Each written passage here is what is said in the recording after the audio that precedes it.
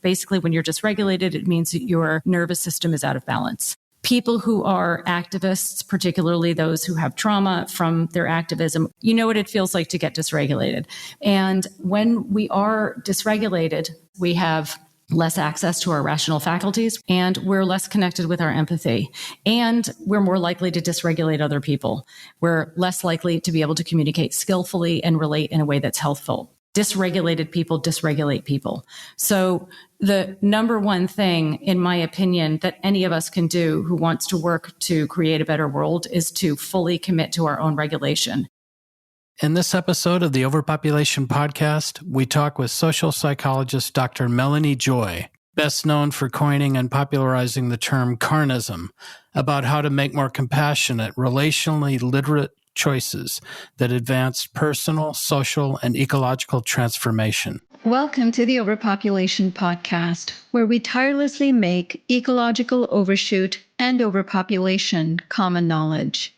That's the first step in right-sizing the scale of our human footprint so that it is in balance with life on Earth, enabling all species to thrive. I'm Nandita Bajaj, co-host of the podcast and executive director of Population Balance. I'm Alan Ware, co-host of the podcast and researcher with Population Balance. We are proud to be the first and only nonprofit organization globally that draws the connections between pronatalism, human supremacy, social inequalities, and ecological overshoot. Our mission at Population Balance is to inspire narrative, behavioral, and system change that shrinks our human impact and elevates the rights and well-being of people, animals, and the planet. And now on to today's guest. Dr. Melanie Joy is an award-winning psychologist and educator, and she's the author of 7 books, including the best-selling Why We Love Dogs, Eat Pigs, and Wear Cows, and How to End Injustice Everywhere. Her work has been featured in major media outlets around the world, and she has received a number of awards, including the Ahimsa Award, previously given to the Dalai Lama and Nelson Mandela, for her work on global nonviolence. Melanie has given talks and training in over 50 countries, and she is also the founding president of the international NGO Beyond Carnism. You can learn more about her work at carnism.org. And now on to today's interview. Welcome, Melanie. We are so excited to have you with us today. Thank you. I'm really looking forward to this conversation and really happy to talk about and support the work you're doing. And especially, with you being a psychologist, you bring such a unique approach to understanding some of our distorted beliefs about animals, but also oppressive social hierarchies in general. And so this psychology-informed framing has been a welcome addition to the broader arena of anti-oppression work, and we're thrilled to learn more about this. So Melanie, we'll begin with a term that you coined, something that you really popularized called carnism, to describe the invisible belief system that conditions people to eat animals, or you make clear certain animals. And it's something most people don't even think to question because it's so deeply embedded in our culture. Could you share with us why you felt it was necessary to create this term and how naming the belief system changes the way we think about it? I didn't want to write a book about why people shouldn't eat animals. There were a lot of great books at the time already about the problems with animal agriculture. I wanted to write a book about why people do eat animals in the first place. And this desire came out of my own life experience. I've talked about this before, just for listeners who aren't familiar with it. I grew up, like many people, with a dog who I loved. And I also grew up eating meat and eggs and dairy. And I was, of course, a person who, like many people, who really cared about my impact on other animals and would never want to contribute to harm to animals, especially when that harm was just extensive and intensive and completely unnecessary. And yet, as I said, I grew up eating animals regularly. And over the course of so many years and so many meals, I just never made the connection between the meat on my plate or eggs or dairy on my plate and the living being. I didn't connect the dots. It wasn't until 1989 where everything changed for me. And I was 23 at the time, and I had eaten a hamburger that was contaminated with Campylobacter, and I wound up hospitalized. on intravenous antibiotics, very, very sick. And after that experience, I stopped eating meat. I basically became a vegetarian by accident, not because of any conscious ethical choice, but just because I was so disgusted by the last food that I had consumed. So I had to learn about my diet and learn how to cook for myself. And of course, this information led me to information about animal agriculture. And I was just absolutely shocked and horrified. I could not believe the extent of the harm caused to non-human animals, to the environment. And this was back in the 80s where they didn't know anywhere near, what people know today, and also to human health. Shortly thereafter, I became a vegan. Anyway, I was shocked. But what shocked me in some ways even more was that nobody I talked to about what I was learning was willing to hear what I had to say. They would respond by saying things like, don't tell me that you'll ruin my meal, or they'd call me a radical vegan hippie propagandist, right? The conversation just shut down. So I became very curious as to how rational, caring, and compassionate people, like I had been my whole life, or so I thought, could just stop thinking when it came to this issue of eating animals, just like I had done. Why weren't they connecting the dots? Where was this defensiveness coming from? And this was what led me to do my research on the psychology of eating animals, which was essentially on the psychology of oppression, violence, and nonviolence more broadly, and to identify what I came to call carnism. And I felt that it was really important to do this research because so often, and this is true with all different types of social issues, information alone is not enough. So often, those of us who really care about a cause feel like if other people only knew the truth with a capital T, the truth, then, for example, they'll never eat animals again. But often that just isn't the case. People can see the truth and they can be horrified. And yet the next day, they're right back at the McDonald's drive-thru.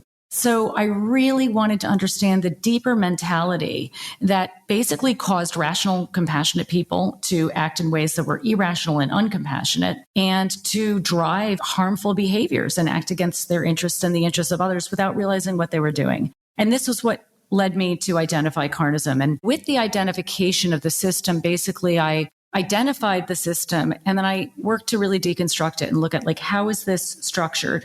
And most importantly, what are the specific psychological mechanisms, their defense mechanisms, essentially, the ways that we do mental gymnastics that keep this system alive, that prevent the conversation that needs to happen from happening, where people are deeply conditioned when we're born into a dominant oppressive system like carnism. We learn to look at the world through the lens of that system. And the system deeply conditions people to resist anyone or anything that would get them out of the box they don't realize they're in, and to not see the bias that is essentially everywhere. When people study nutrition, they're actually studying carnistic nutrition. They're studying carnistic medicine. And so we're just so steeped in this carnistic mentality, and we've so deeply internalize these carnistic defenses that I really wanted to have a book that illuminated the psychology, because once you make these defenses visible, they lose at least some of their power. And people are more able to make their food choices freely without awareness of the way that their mind has essentially been shaped for them. When it comes to certain isms like carnism, there's no free choice. And I love that you began with your own story, because just as you said, it's a dominant narrative, which means most of us within the modern dominant culture grew up with that belief system. And I love the name of your book, Why We Love Dogs, Eat Pigs, and Wear Cows, because right away it shows the mental gymnastics we have engaged in as a culture. These are agreed upon values that certain animals are companion animals, other animals are fashion, and yet others are entertainment or research subjects. And it's a good entry point to exposing that worldview. You were talking about how, in our culture, the way that we relate to non-human animals in these different ways. And I know you know this, but I should point out for listeners that carnism is a global phenomenon, right? So in meat-eating cultures around the world, members of all cultures basically learn to classify a select group of animals as edible, and all the rest are classified as inedible. And members of all cultures tend to find their own choices to be rational, and the choices of other cultures to be irrational, disgusting, and often even morally offensive. So the mentality is consistent from culture to culture, even though the type of species consumed changes from culture to culture. And the response that people have to the idea of eating an animal, the flesh of a species that they haven't been conditioned to think of as edible, that's their authentic response. How you feel about the idea of eating golden retriever, that's your authentic response, the response you would have if not for these years, decades of conditioning. As a social psychologist, you understand those broader social frames and social norms that got at some of the sense of belonging that people found when you were challenging their carnism. They had been enculturated completely into belongingness of carnistic practices that, as you mentioned, are then institutionalized in medicine, schools, the school lunch program, the laws, treating animals as property. So all of your social psychology seems to have situated you well to understand the grounding in all the social element. And you've written about the 3 ends of justification, that something is natural, normal, and necessary as the myths that sustain carnism. Could you unpack each of those and explain how they're used to rationalize not only the system of carnism, but other systems of oppression that you discuss in your work? So in Why We Love Dogs, I talk about these carnistic defense mechanisms. These are psychological defenses. Basically, they exist to uphold the idea that eating animals is the right thing to do and to mitigate or help us feel better with the cognitive dissonance that most people experience when it comes to eating animals. Cognitive dissonance is the internal discomfort that we feel when our values and our behaviors are not aligned. And so these defense mechanisms that I write about, one of which is justification that we'll talk about in a minute, is these are designed to assuage that feeling of internal moral discomfort that most people do actually feel. And so one defense is justification. And the way that we learn to justify eating animals is by learning to believe that the myths of eating animals are the facts of eating animals. And there's a vast mythology surrounding eating animals, but all of these myths fall under what I refer to as the 3 ends of justification.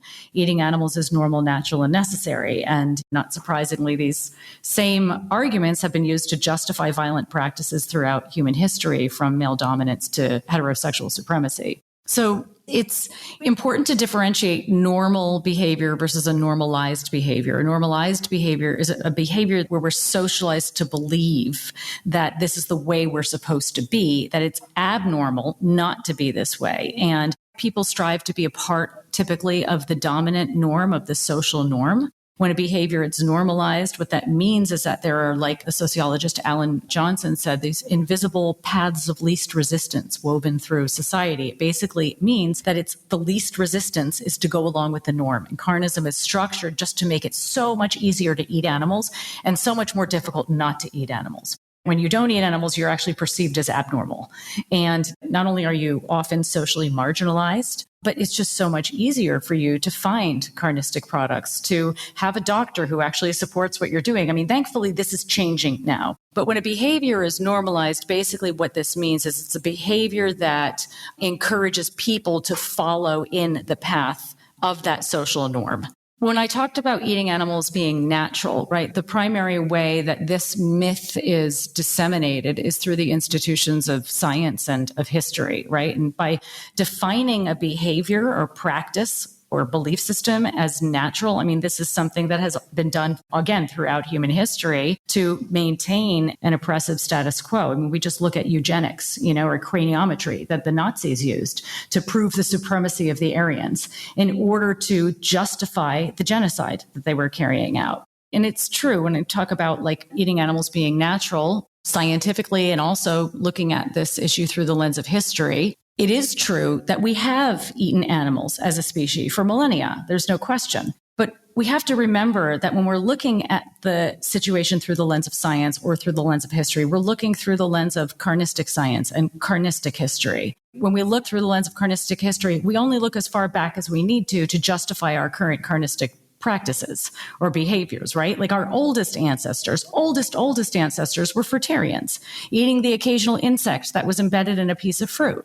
But we only look as far back as we need to our hunting or scavenging ancestors. And frankly, just because a behavior has been carried out for a long time, I mean, we've been raping and murdering people for as long as we've been eating animals, and we don't use the longevity of these practices as a justification for them today. And of course, we use this argument that eating animals is necessary. It's often necessary for survival, believing that we're going to get sick and die if we're not eating animals, or necessary for health. When we believe that something's a necessity, then not doing so is almost like an act of suicide, right? We have to do this in order for our well-being and our survival. Therefore, we take the whole ethical dimension out of it. And I believe that today, because more and more people are becoming aware of the fact that eating animals is not necessary. I mean, it is necessary to maintain the carnistic status quo. It is necessary to maintain the problems that we see today. But it's not necessary for our survival or our well-being. In fact, the opposite is actually true. And so more and more people are becoming aware of this. And so the issue of eating animals is taking on an ethical dimension that it hasn't had before. But when we look at atrocities that have been committed throughout human history, we can see that virtually all of them have been buoyed by these arguments, and in particular by the myth of necessity. The genocide, the atrocity, is necessary for the survival of the gender, of the species, of the race, and so on. Yeah, and we felt at Population Balance that often having a child has been treated with the three N's of natural, normal, and necessary. And whereas you can say the desire for sex may be natural, for some people maybe not, but more so having children is not for everyone and doesn't necessarily mean that it's natural. And more people are opting to be child-free. So the idea of what is normal is changing in all kinds of different cultures. But there are a lot of people, strong voices, especially on the political right, arguing for kind of a necessity of child rearing for the sake of strong families, strong nations, strong economies. So we definitely see the three N's being used in pronatalist norms. I actually want to give a shout out to a colleague of mine, Jenny Mace, who took a graduate course that I teach. And because we look at human supremacy and pronatalism, this pressure to have children, she had for her project connected your work of the three N's for carnism to three N's of pronatalism. And I know she's writing a paper on it, so I wanted to make sure she gets the credit for making that connection. But it is so similar to carnism. The institutions that benefit from engaging in these practices have put a lot of money behind media and science narratives. And also, I think the degree of impact that any of our movements is having is visible when the degree of backlash is so strong. And we're seeing how aggressively the animal agriculture industry is pushing back against these things, including putting out really spurious research to justify carnism. And you've written about a cognitive trio of objectification, de-individuation, and dichotomization that explain the psychological mechanisms that allow people to act against their own compassionate values. Could you describe how this trio helps sustain carnism? Yeah, absolutely. And the point that you made about the backlash, and you're 100% right. And so backlash is usually activists get freaked out by it, but it's often a very good sign, as you say. You know, I've written about the carnistic backlash, where one piece of this is that not eating animals is framed as abnormal, unnatural, and unnecessary as well. And we're hearing more and more of that. I mean, it's interesting because veganism is getting more support, and at the same time, there's this kind of increasing backlash against it. So the cognitive trio that I wrote about, and for listeners, like the names of these defenses are really not that important. So one, de-individualization, it's basically the process by which we fail to recognize the individuality of another. In this case, I'm talking about farmed animals, right? So basically, carnism teaches us to, think of farmed animals as lacking any individuality or any personality of their own. So we just think a pig is a pig and all pigs are the same. And this is a distancing mechanism. It makes it easier for us to support violence toward them. Objectification causes us to see farmed animals as objects. So, for example, we learn to refer to the chicken on our plate as something rather than someone. And dichotomization is simply this process of putting, in this case, we're talking about animals in categories, essentially, in our minds. And so that we have very different attitudes and therefore different feelings, and therefore practice very different behaviors toward different types of species. Dogs we love, pigs and chickens and cows we eat. So these are simply mental processes that distance us from the reality of the violence, essentially, of carnism. And I like how a lot of these principles and processes that we're talking about supporting carnism you've also used in more recent work, especially to look at other forms of oppression, especially of some people over other people. Could you explain how these cognitive distortions that sustain carnism are distortions fundamental to oppression and social injustice within human relationships? Sure. I mean, you can see these same mechanisms in interpersonal relationships where we're not even talking about oppressive systems, just the way that our mind distorts the experience of whoever it is that we're angry at, lashing out at, defensive against, and so on. We can talk about some men describe themselves as a leg man or a breast man when they're referring to how they feel about women. I mean, I think probably when we look at patriarchy, it's, not that difficult to see the objectification of women and people of various genders as well.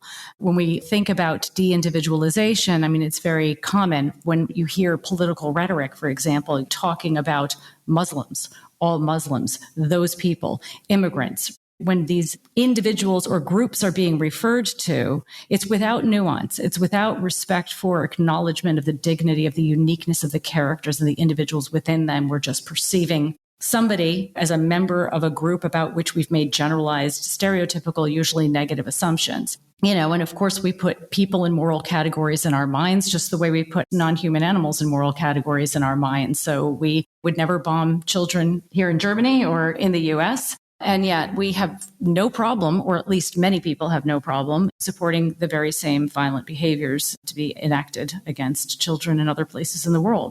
And I think it's really just important to recognize that when we look at violence, oppression, unjust behaviors, the mentality at the core of them is always the same. It doesn't matter. Even though the experience of each set of victims of unjust systems or oppressive systems will always be unique, the systems themselves are structurally similar. And most importantly, the mentality that enables those systems to stay intact, that enables the violence within those systems, is exactly the same. And this is the same mentality that also causes interpersonal problems, whether it's within smaller systems. I mean, here we're talking about broader systems, family systems, toxic workplaces, infighting in social justice movements that are established in order to end the oppression in the first place. And I know we'll get into that a little bit, but, I really like your question sort of touching on this interconnectedness when it comes to the attitudes and behaviors driving various forms of oppression and violence.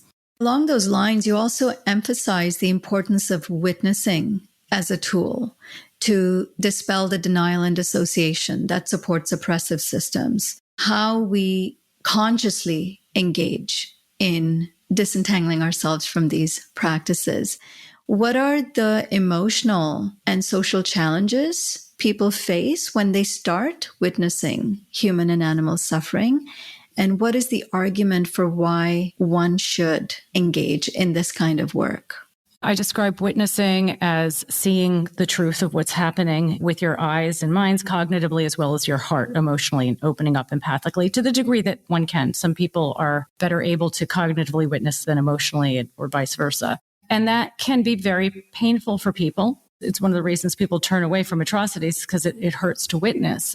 And I wouldn't say witnessing is the solution to all of our world's problems, but it has to be a part of any solution. It's basically the opposite of denial. It's the opposite of this sort of like numbing that we've been talking about in general. And so it's seeing and feeling more authentically.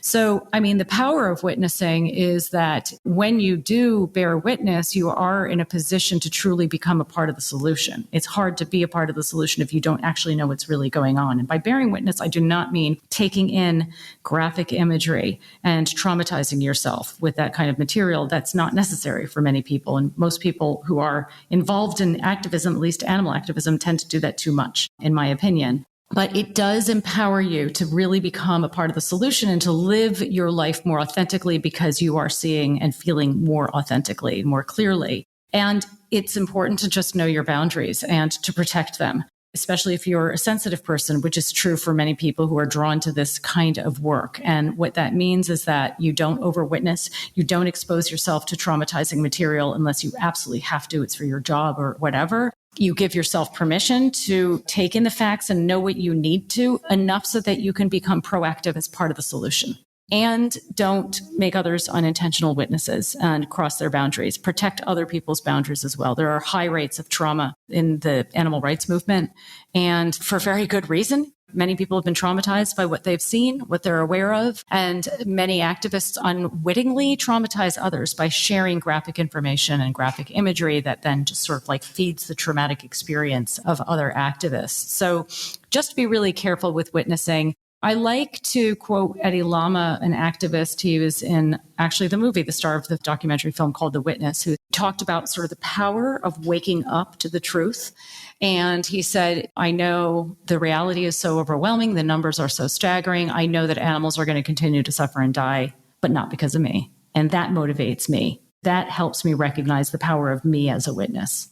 That is such a powerful quote, because I think for a lot of animal advocates, like you said, there is a tendency to want to over-witness because there is a guilt associated with the fact that animals are experiencing so much pain and suffering every single day in quantities that are just unimaginable, that you almost feel like you are turning your back if you refuse to constantly be part of that suffering too. Yeah, and I would say being traumatized causes us to be dysregulated. And basically, when you're dysregulated, it means that your nervous system is out of balance. And if you think about waking up in the morning and sipping your morning coffee or tea and opening your laptop and, checking your email, and all of a sudden you've got an email with like urgent, all caps, exclamation point, subject heading, you know what it feels like to get dysregulated. People who are activists, particularly those who have trauma from their activism, just simply being a vegan in a dominant animal eating culture can be very dysregulating. And when we are dysregulated, then there have been a lot of studies on this. We have less access to our rational faculties. We're basically less rational. And we're less connected with our empathy. And we're more likely to dysregulate other people. We're less likely to be able to communicate skillfully and relate in a way that's healthful. Dysregulated people dysregulate people. So the number one thing, in my opinion, that any of us can do who wants to work to create a better world is to fully commit to our own regulation. And we have lots of resources for that. I'll share with you ways to get resources. But I believe that if everybody working in movements to help create a better world really understood what it means to be regulated and knew how to self-regulate and help others regulate, we would probably transform our movements in a very short period of time and be far more impactful than we could ever otherwise be, and save ourselves a lot of unnecessary suffering in the process. So that emotional regulation would be key to better relational literacy, which is a big element in your latest book, End Injustice Everywhere. You emphasize that relational dysfunction is the common denominator among all forms of abuse and oppression, and that we need to become relationally literate if we want to transform those systems. So given the history of us human beings as a highly cooperative social species, what do you think has led to this relational dysfunction within the dominant culture? First of all, I would say that relational dysfunction, which I would say is dysfunctional ways of relating, it's relating to others or other animals, other humans, oneself. We're always relating to ourselves through our self-talk and the choices that we make that impact our future selves. It's relating in a way that results in a sense of disconnection rather than connection, and insecurity rather than security, and often power imbalance as opposed to balanced power. So relational dysfunction is relating in a way that leads to harm. Disconnection, insecurity, and often power imbalances, just so that listeners know what I'm referring to with this. I wouldn't say that it's the common denominator among all forms of abuse and oppression, but it is a common denominator, and it's a very important one. It's a fundamental one because it affects everything else. So you asked why, if we're a cooperative species, why is there so much relational dysfunction within the dominant culture? And it is true that we are cooperative. I mean, we're hardwired to feel empathy for others. We know there have been plenty of studies on this. We're hardwired to seek meaningful connections and to avoid the pain of disconnection. It's also true that we're hardwired to react to stressors by becoming defensive. And what this means is getting dysregulated. And when we get dysregulated, we tend to go into fight or flight. It is a form of fight or flight, essentially. And when we're in that state, we're basically thinking about what we can do to survive, even if it's just sort of mild. We're in a defensive state and we're looking to protect ourselves. And generally, the way that we automatically protect ourselves is through attack or withdrawal. Unfortunately, we haven't. I've said this many times, when talking about relational literacy, which I define as the understanding of and ability to practice healthy ways of relating.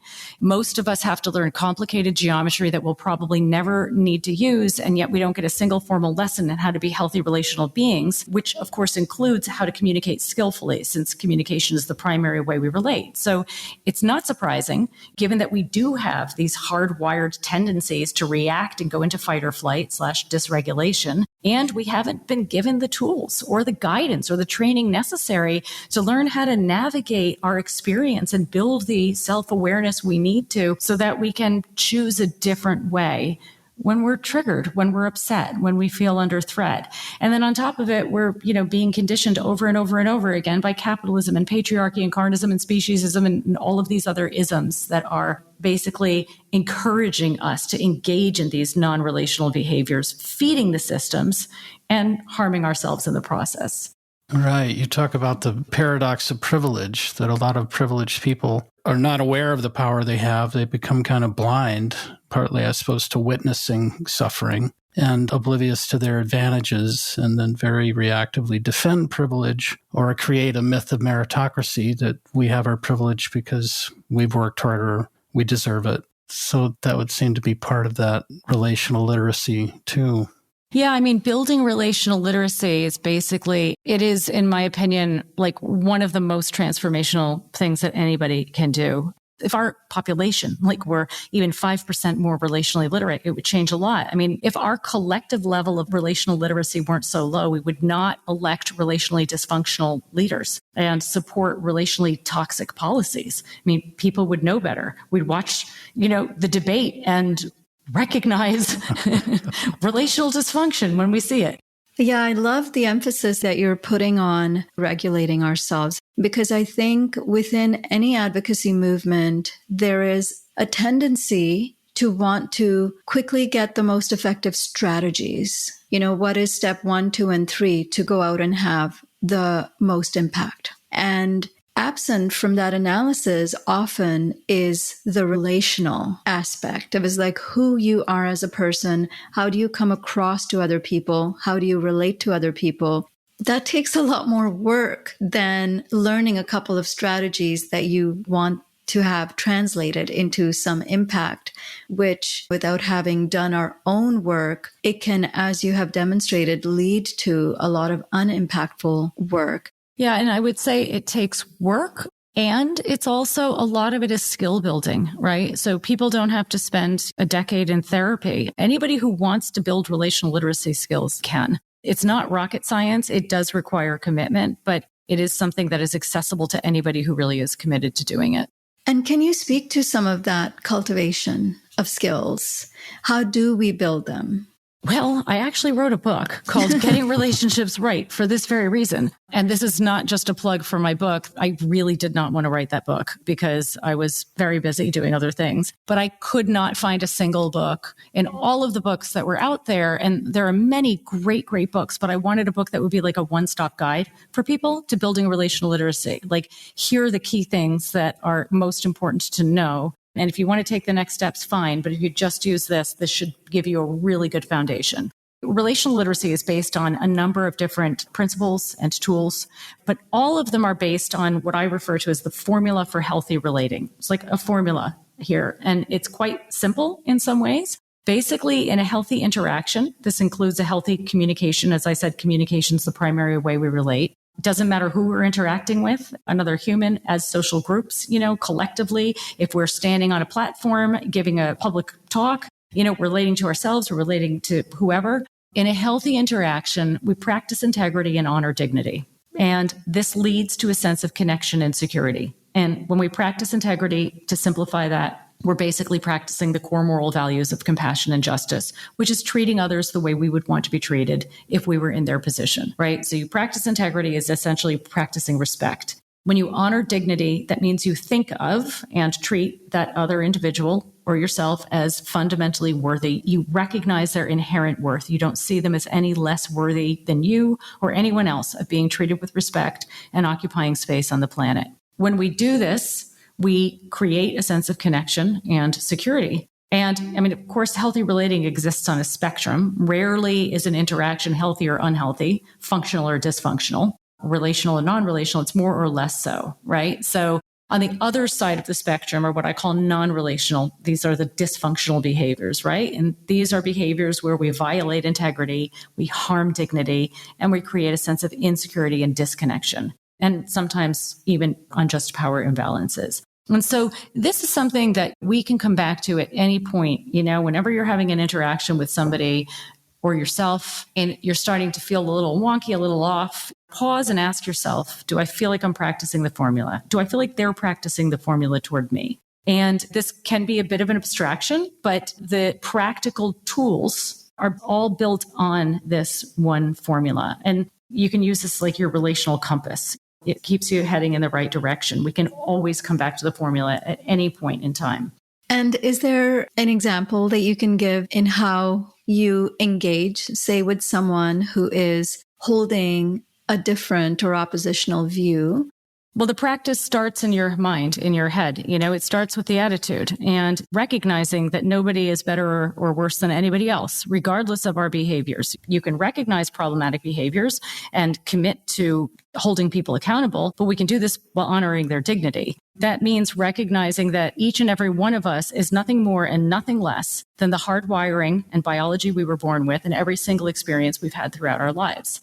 This is a psychological reality. There is no way we could be different from who and how we are. Judging people because of who and how they are, it just makes no psychological sense. And it causes a lot of suffering for ourselves and for others. Again, I'm not excusing problematic behaviors. I'm explaining human psychology and giving ourselves permission not to judge and stand in contempt of other people will relieve a tremendous burden from us, and it will help us approach our advocacy from a place of genuine compassion. Because when we're in a place of contempt where we're looking down on others, we're disconnected from our compassion. And that says more about us than it does about them. They have done studies, plenty of studies, and they have shown that people who feel shamed or even the threat of being shamed become dysregulated. And basically, they get defensive and they shut down. So if we want to communicate effectively with people, we begin in ourselves and we begin with our attitude and then commit to a healthy communicative process. And in every communication, there are these two parts. There's the content, what we're communicating about, and then there's the process, how we're communicating. Most of us overfocus on the content. We want to get the facts straight. We want to get the words right. We want to say everything in just the perfect way. But the process matters more. Like if you think about a conversation you had maybe 6 months or a year ago, there's a chance that you don't even remember the content at all, but you probably remember how you felt in the conversation. The process determines how you feel. When our process is healthy, we can talk about anything without arguing. And when our process is unhealthy, we can't talk about anything without arguing. A healthy process is based on the formula. And in a healthy process, our agenda is not to be right, which means to make the other person wrong. It's not to win, which means to make the other person lose. Our agenda, our goal is simply mutual understanding. It doesn't mean that we don't want to share information with people, but we need to have as our goal first mutual understanding. And after that, we can share our opinion and invite people to look at the world through our eyes and not be invested in the outcome. Legislation forces change, and that's fine. We want to work toward legislative change. But what we're talking about here is communication. It's advocacy. We can't force change. And adults who feel that they're being forced or controlled are adults who resist what they're hearing. In your book, you did talk a lot about shame not being effective. And I thought of some of the work with anthropologists and hunter-gatherers where they often use shame and ridicule to somebody who's being very selfish and self-interested. How would you differentiate that kind of social shame that gets someone who's being very selfish from the kind of shame you're talking about? Well, I mean, according to Brene Brown, who's arguably the leading researcher in the world on shame, all shame is toxic shame. There's no such thing as toxic versus non-toxic shame. Shame has been used to maintain, quote unquote, social harmony. The question is whether social harmony could have been maintained without shaming individuals in the process. By helping people recognize the problematic behaviors they're engaging in, so their natural reaction to that would be to feel guilt, not shame, in a healthy culture anyway. So guilt is the feeling we have about a behavior, and it causes remorse. It makes us want to course correct. Shame is the feeling we have about ourselves. And it typically causes us to withdraw or attack in self-defense. Because we live in a relationally dysfunctional mess of a world, most people don't stay in guilt. They start to feel guilt and it flips into shame.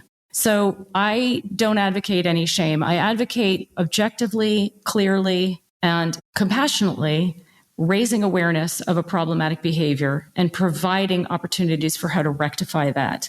And obviously, sometimes people have to go to prison or whatever. I'm not talking about these situations, but effective communication is helping people to recognize their problematic behaviors and take responsibility for them. Some people won't do that, in which case other measures have to be used. But what we're talking about here is simply communication. It's not about like the legal system. One thing I was having a hard time wrapping my head around is, there's this investigative journalism that has to expose these large-scale, oppressive, hierarchical systems. Say, sexual abuse within the Catholic Church, for example, had to be exposed, or the Me Too movement, where you kind of have to engage in public shaming of a certain behavior, or at least people have engaged in publicly shaming. Yeah, I wouldn't say you have to engage in public shaming. And I don't think that what I'm talking about applies only one-on-one. Not at all. It's probably even more important when somebody is funneling their communication through the megaphone of digital media. What kind of attitude are we modeling for people? What kind of world do we want to create? And we do that through our communication. And we can hold people accountable without harming their dignity. And we can hold people accountable by making it clear that these behaviors are unacceptable. We can hold people accountable. Investigative journalism, which is exposing problematic behaviors. And that does not have to be shaming. Facts speak for themselves. We can raise awareness of problematic behaviors by exposing them. And I think that's very important to do in many cases anyway, without saying, oh, you piece of crap in the process. That second piece, that's the problem. And if we want to sort of win supporters, essentially, we don't look like safe people when we're representing a cause and we are engaging in behaviors that are just unnecessarily harmful. Like there's no reason to be stooping to the point where we're actually putting people down in the process of highlighting the problems that they're causing. That clears it up for me a bit. Made me think of the civil rights leaders in the U.S. South in the 60s, often wanting to have a public spectacle, wanting to show the country through network TV what was happening. And I was thinking of that as shame. But in your frame, they're showing the facts. They don't have to pile on with a shameful message. They don't have to say anything. Exactly. The facts speak for themselves. I mean, when you look at Martin Luther King, you look at Gandhi, you look at some of these incredible leaders who were committed to nonviolence.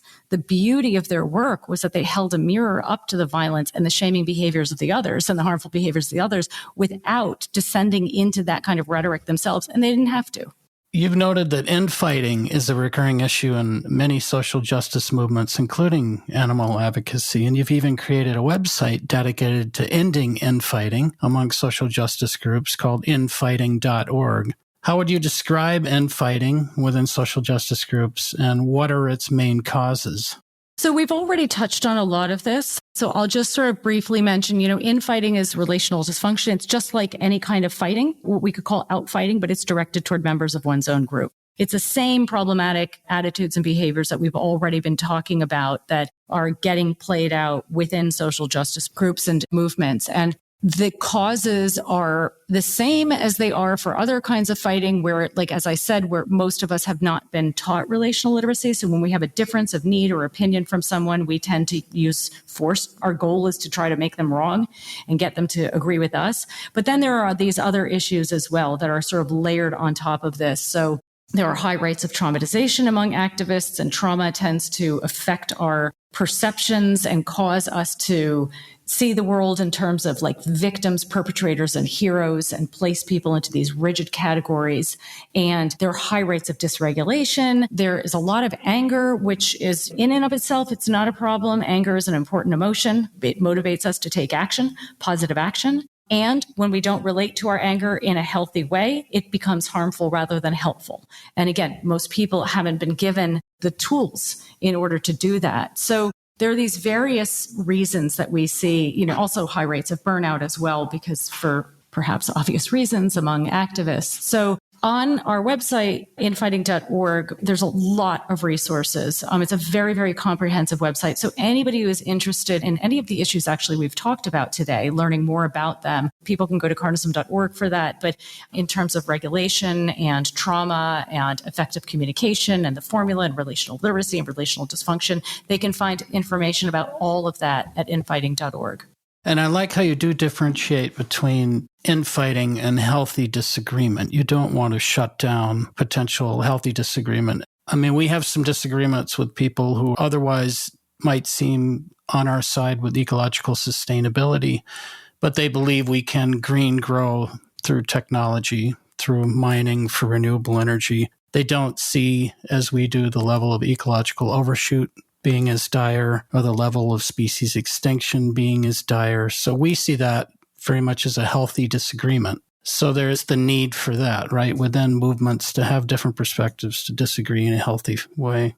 I'm so glad you brought that up. And I do say this in my book and How to End Injustice Everywhere and on the website as well. Infighting is not in disagreeing. Disagreements are very, very important. Disagreements help us grow. They help us become more strategic. We want to make sure that we don't silence critical voices who are perhaps raising awareness of abuses of power, voices of BIPOC and women and people who have been marginalized and really do need to be able to speak out and challenge some dysfunctional and problematic behaviors within movements and groups. And I like how you also highlight the integrity of the information, or the accountability of our information sharing. Are we spreading false information? Have we evaluated the credibility of the information source, or doing reductive thinking to an extreme amount? Because a lot of what people are communicating online through social media is half-baked, half-considered notions and facts that may or may not be facts. And what are some tools and practices you'd recommend to help end infighting? Working on self-regulation is very important. Building relational literacy is very important. In my book, Beyond Beliefs, and I believe it's on the website as well, we have a questionnaire where you can check basically whether you have secondary traumatic stress so that you can determine whether you're being affected by or have been affected by some of the traumatic material you've been witnessing, and really learning how to communicate skillfully. That's really it. And one thing that everybody can do right now is commit to not being a bystander. A lot of infighting is probably better called in-bullying. It's one individual or using their platform to attack another or others. And so these dysfunctional or unskillful ways of communicating that are infighting, most of that's happening online because most communication is happening online. So what we can all do is commit to not being a bystander, not liking and not sharing and not allowing any form of communication that is not skillful, not kind on our feeds. And when I say skillful, I mean relational, healthy. You've talked about a few ways on how people can prevent falling into a state of despair and trauma and numbing ourselves. How do you stay grounded and motivated in advancing greater justice and well-being for people and animals? I've been an activist for a long time, but I've learned over the years the importance of really taking my well-being seriously and just really committed to my own mental health hygiene and physical health hygiene, but like really having support and building relationships. So when studies have shown this as well, people who have fulfilling connected relationships tend to fare better in every aspect of life and to be more resilient. Self-care is not something that should be stuck in this individualistic model. Self-care involves allowing ourselves to invest in and connect with people or beings around us who we care about. So building healthy relationships, for me, that means making sure that I always prioritize in many ways the relationships in my life, where I give them the priority they deserve, and taking care of my own mind. And I have a meditation practice that's really central to my life. I don't want listeners to get the sense that this is a lot of work for them, because the last thing people who are working to make the world a better place need is one more thing on their to-do list. We tend to be conscientious people and it's like, okay, now I'm going to get really good at relational literacy. Like now I'm going to really work on myself. It doesn't need to be. People can work at this to whatever degree they want to, and it can be interesting and pleasurable and sort of part of what they give to themselves to relax and do. It doesn't have to be a deep dive into sort of deconstructing your ego and revisiting your trauma history and your childhood. I mean, for some people, maybe that's how they want to go and need to go. But for many people, building relational literacy and just giving themselves permission to focus on themselves and their own growth can be a gentle act of love for themselves that doesn't cause them to feel like it's another to do. That's brilliant.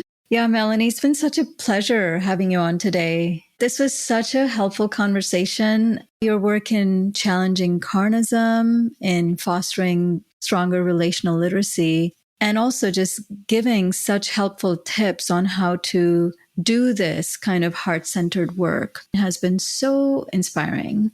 Well, thank you. It's a pleasure. I think you guys are doing great work and really important work. It's an honor to be having this conversation with you from my end as well. That's all for this edition of the Overpopulation Podcast. Visit populationbalance.org to learn more. To share feedback or guest recommendations, write to us using the contact form on our site or by emailing us at podcast@populationbalance.org. If you enjoyed this podcast, please rate us on your favorite podcast platform and share it widely. We couldn't do this work without the support of listeners like you, and we hope that you'll consider a one-time or a recurring donation. Until next time, I'm Nandita Bajaj, thanking you for your interest in our work and for your efforts in helping us all shrink toward abundance.